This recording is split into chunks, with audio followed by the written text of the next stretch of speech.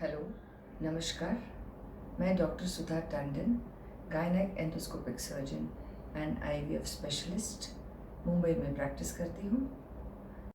तो हम ऐसे कपल्स को, ऐसे पुरुष को क्या ट्रीटमेंट ऑफर कर सकते हैं? तो पहले हम देखते हैं जिसमें बिल्कुल स्पर्म्स नहीं है, जैसे मैंने एजोस्पर्मिया कहा। इसमें हमको मुख्यतः यह पता करना है कि स्पर्म्स, शुक्राणु टेस्टिस में बन रहे हैं या नहीं बन रहे। तो टेस्टिकुलर फेलियर है या ऑब्स्ट्रक्शन है जिसकी वजह से स्पर्म्स सीमेन में नहीं आ रहे। तो हम पहले अगर टेस्टिस में टेस्टिकुलर फेलियर है, ये ज़्यादा करके जेनेटिक होता है। टेस्टिकुलर फेलियर हो तो बहुत ही कम स्पर्म्स मिल सकते हैं।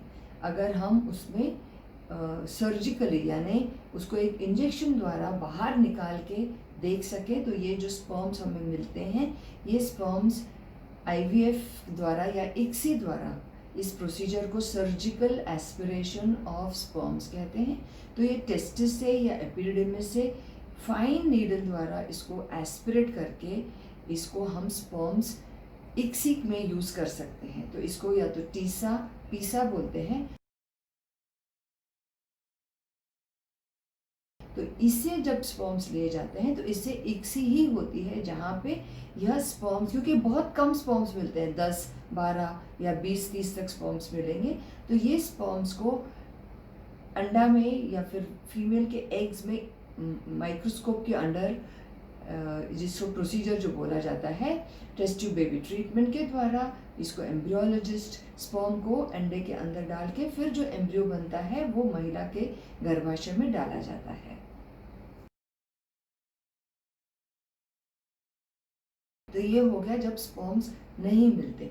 अगर स्पर्म्स बॉर्डर लाइन हो, जैसे मैंने कहा, तो उसको डिपेंड करता है कि कितने कम हो, तो कितने सीवियर हैं या सीवियर नहीं है।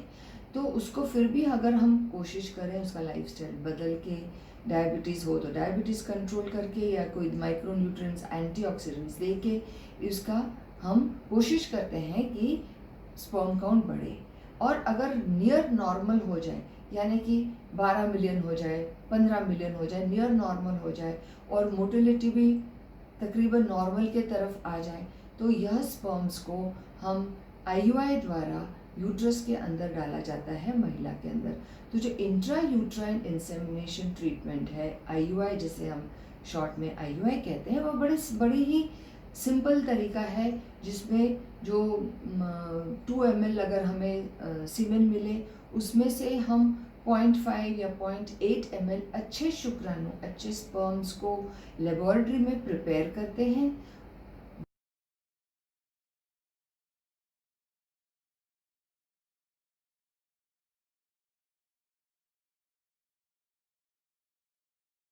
महिला को दवाइयाँ और इंजेक्शन द्वारा उसके अंडे जो बनेंगे वो जरा ज़्यादा बने, उसको हम सोनोग्राफी द्वारा, फॉलिकुलर सोनोग्राफी द्वारा मॉनिटर करेंगे।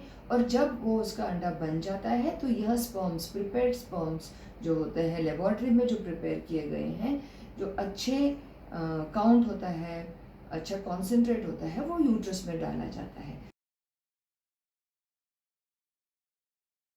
तो यह सिंपल तरीका मैंने आपको कहा, आईयूआई यानी इंट्रा यूट्राइन इंसेमिनेशन। लेकिन एक सेगमेंट होता है जहाँ पे पुरुष में स्पर्म काउंट बहुत ही कम हो, सिवियर ओलिगोटेरेटोएस्थेनोस्पर्मिया है, या यानी कि अगर हम देखें 1 मिलियन पर ml है या 2 मिलियन पर ml है और जस्ट 10% मोटाइल है या 5% मोटाइल है, तो ऐसे मेल्स को आजकल हम उसे पिता बनने में कैसे सहायता दे सकते हैं, यह टेस्ट ट्यूब बेबी ट्रीटमेंट का चमत्कार है, जहाँ पे उसके जो स्पर्म्स हैं, जैसे मैंने आपको टीसा में बताया, उस स्पर्म्स को प्रिपेयर करते हैं लेबोरेटरी में।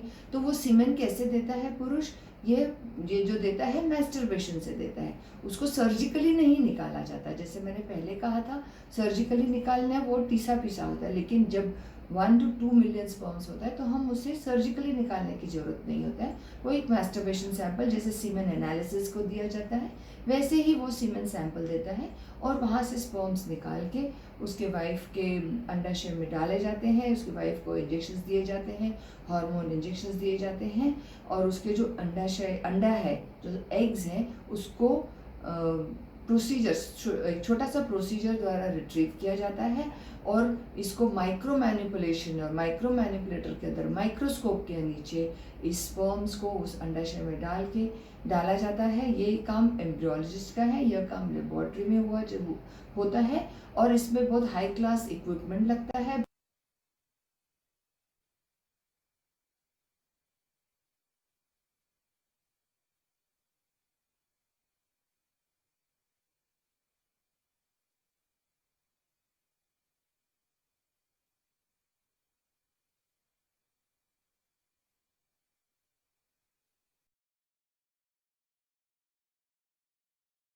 तो जैसे मैंने आपको समझाया कि जो मेल जो है या पुरुष का जो कारण है, ये इतने सारे जो कारण आपको मैंने समझाए हैं।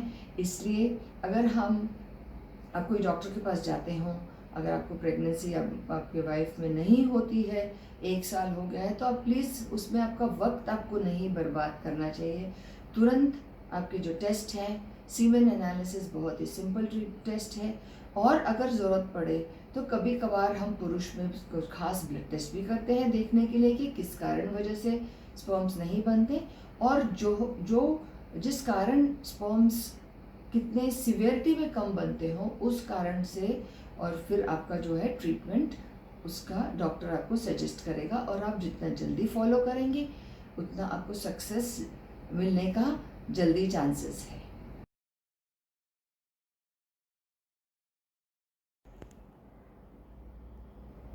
अब मैं आपको बताना चाहूँगी एक बहुत ही अहम और इंटरेस्टिंग बात, और वो क्या है कि आप आपके स्पर्म्स फ्रीज कर सकते हैं। जी हाँ, आपने सही सुना, आपके स्पर्म्स फ्रीज कर सकते हैं, यानी कि आपको जब चाहिए आप ये स्पर्म्स को 2 साल के बाद, 5 साल के बाद आपको यूज़ करने हैं तो आप यूज़ कर सकते हैं। अब कौन से कंडीशन में या कहाँ पे ये फ़ायदेमंद रहता है, आप समझिए कि आप ट्रैवलिंग जॉब में हैं या आप शिप में काम करते हैं और आप ज़्यादा आपके वाइफ के साथ नहीं रह सकते, तो ऐसे आप कंडीशन होता है तो आप अपने स्पर्म फ्रीज कर सकते हैं और डॉक्टर अपने लेबोरेटरी में जो फ्रोज़न सैंपल है वो यूज़ कर सकता है और आपकी वाइफ प्रेग्नेंट रह सकती है। फिर आप जब भी आपकी वाइफ का IVF ट्रीटमेंट होता है तब भी आपको एक बैकअप सैंपल करके ऑलवेज हमेशा उसको फ्रीज किया जाता है सीमेन सैंपल को।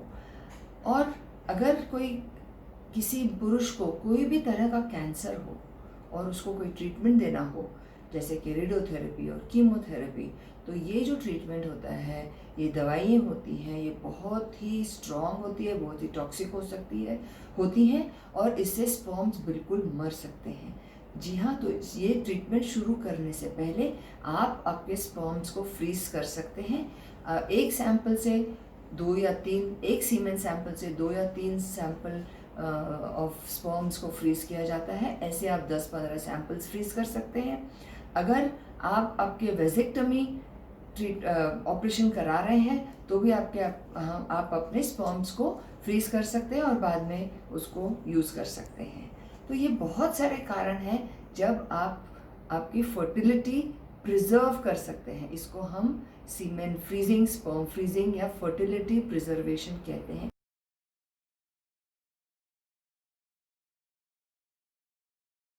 यह जान लेना बहुत ही ज़रूरी है क्योंकि अगर आपको ऐसे कोई प्रॉब्लम है या आपके फैमिली में, आपके परिवार में, आपके कोई फ्रेंड को ऐसे तकलीफ हो तो आप प्लीज़ उनको सजेस्ट करिए कि ये तरीका है, वो अपना फर्टिलिटी प्रिजर्व कर सकता है।